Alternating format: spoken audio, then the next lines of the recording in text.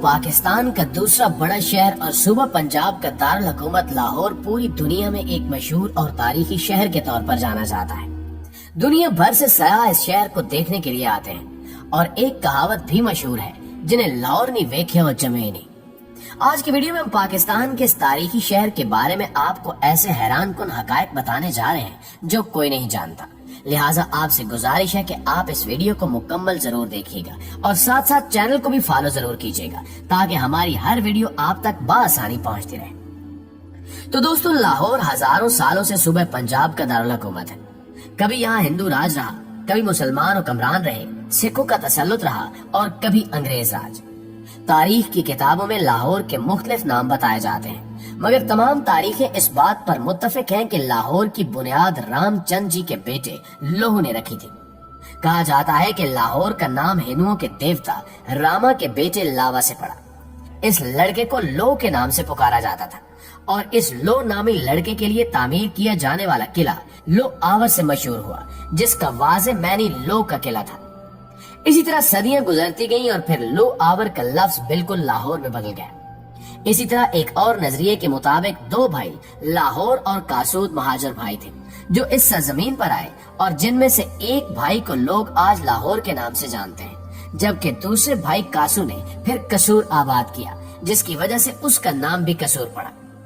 ये दोनों नजरियात सदियों पुरानी बरसगीर की कहानियां बयान करती हैं, जिससे अंदाजा होता है कि लाहौर उस वक्त भी कितना मारूफ था जब इसका अपना नाम ही नहीं था। ये नजरिया चाहे हिंदू देवता का हो या फिर हिंदू भाइयों का, शहर लाहौर वाकई दुनिया का तारीखी शहर है। आपने अक्सर लाहौरियों के लिए एक मखसूस लक़ब रंगबाज जरूर सुना होगा, लेकिन क्या आप जानते हैं कि इनको रंगबाज क्यों कहा जाता है? अगर आप नहीं जानते तो इस हवाले से आपको बताते चलें कि अकबर और शाहजहां के दौर में लाहौर नील की दुनिया की सबसे बड़ी मंडी होता था। शहनशाह अकबर ने लाहौर के किले से जरा फासले पर हिंदुस्तान में नील की पहली बाकायदा मंडी कायम की। ये मंडी अकबर के नाम पर अकबर मंडी कहलाई और इससे मुल्क इलाका रंग महल कहलाया। लाहौर के मुजाफाती इलाके और मौजूदा साहिवाल में मीलों तक नील के पौधे थे। इसी निस्बत से इसे आज भी नीली बार कहते हैं। उस वक्त लोग इन पौधों से सत निकालते थे और इस सत को बड़ी बड़ी कढ़ाइयों में डालकर पकाया जाता था और इसका पाउडर बनाकर डलियां बनाई जाती थी और ये डलियां टोकरियों और बोरियों में बंद होकर अकबरी मंडी पहुंचती थी और ताजरों के हाथों में बिकती थी, जबकि कुछ गाड़ियों के जरिए मुंबई और कलकत्ता पहुंचती थी, जहां से इन्हें फ्रांसीसी और अतालवी ताजर खरीदते थे। ये लोग इस सत को जहाजों में भरते थे और ये नील बादज़ां इटली के साहिली शहर जनीवा तक पहुंच जाता था। जनीवा फ्रांसीसी शहर नीम के करीब वाक़ था, इसलिए इसे नीम शहर या जी नीम कहा जाता था, जहां हजारों खड़ियां थीं। इन खड़ियों पर मोटा सूती कपड़ा बुना जाता था और ये कपड़ा सिराज कहलाता था। सिराज कपड़ा बनकर जनीवा पहुंचता था। जनीवा के अंग्रेज इस कपड़े पर लाहौर का नील चढ़ाते थे और कपड़ा नीला हो जाता था। वो नीला कपड़ा बादज़ां दर्जियों के पास पहुंचता और दर्जी इससे मजदूरों, मिस्त्रियों और फैक्ट्रियों के वर्कर्स के लिए पतलूने सीते थे। वो पतलूने बादज़ां जनीवा शहर की वजह से जीन्स कहलाने लगी। जीन्स पतलूने मशहूर हो गई तो डेनिम शहर के ताजरों ने जोशे हसद में अपने कपड़े को डेनिम कहना शुरू कर दिया। ये डेनिम कपड़ा आहिस्ता आहिस्ता डेनिम बन गया। जीन्स और डेनिम वक्त गुजरने के साथ साथ इकट्ठे हुए और ये डेनिम जीन्स बन गए। इस जीन्स के तीन अनासिर थे। डेनिम का कपड़ा लाहौर का नील और जनीवा के दर्जी। मुगलों के दौर में अगर लाहौर का नील न होता तो शायद जीन्स न बनती, और अगर बनती भी तो कम से कम ये नीली न होती, क्योंकि जीन्स का नीलापन बहरहाल लाहौर की मेहरबानी था। दोस्तों, अगर आप आज भी अंग्रेज की पुरानी डिक्शनरियां निकाल कर देखें तो आपको इन डिक्शनरियों में नील का नाम लाहौरी मिलेगा, क्योंकि गोरे उस जमाने में नील को लाहौरी कहते थे। फ्रांसीसी, अतालवी, पुर्तगाली और डच इसी नील के लिए हिंदुस्तान आते थे, जबकि बरतानवी अफयून के लिए यहाँ आए और फिर पूरा हिंदुस्तान हथिया लिया और फिर लाहौर के लाहौरी नील को नजर लगी।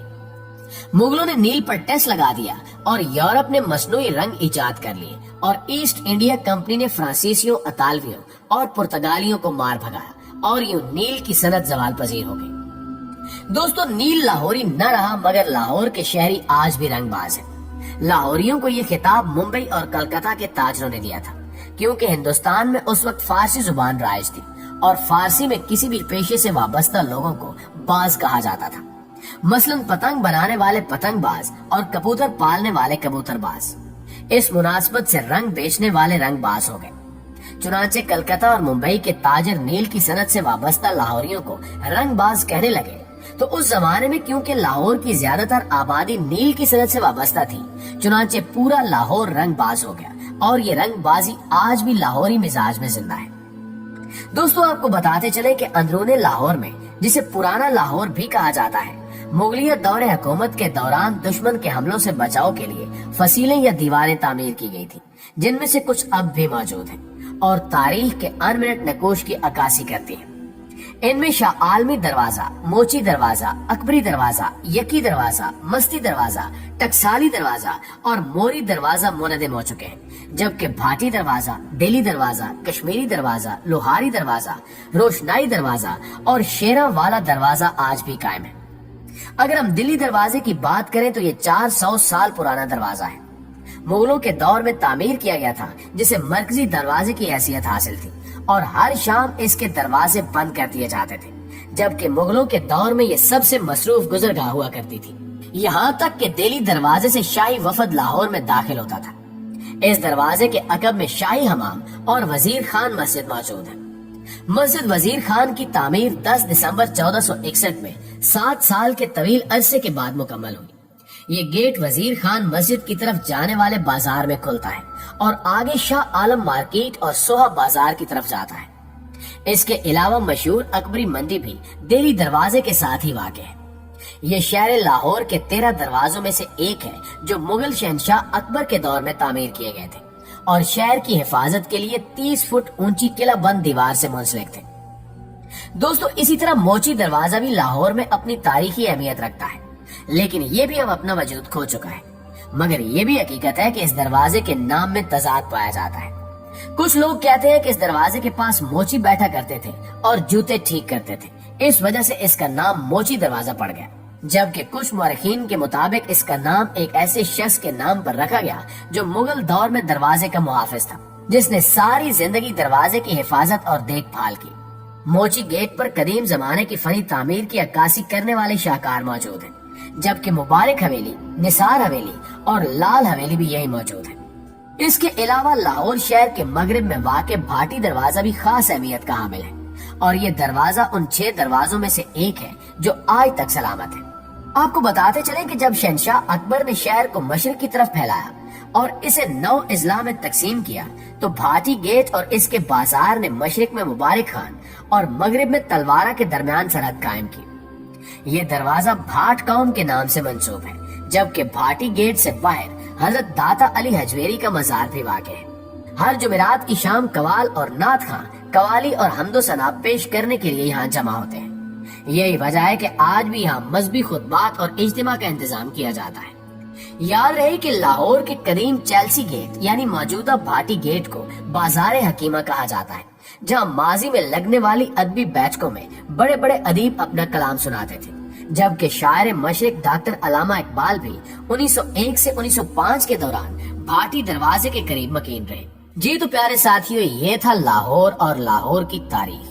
अगर वाकई आपको वीडियो अच्छी लगी है तो इसे लाइक करके हमारे साथ शेयर जरूर कीजिएगा। इंशाल्लाह आपसे मुलाकात होती है अगली वीडियो में। तब तक अपना ख्याल रखिए। अल्लाह निगहबान।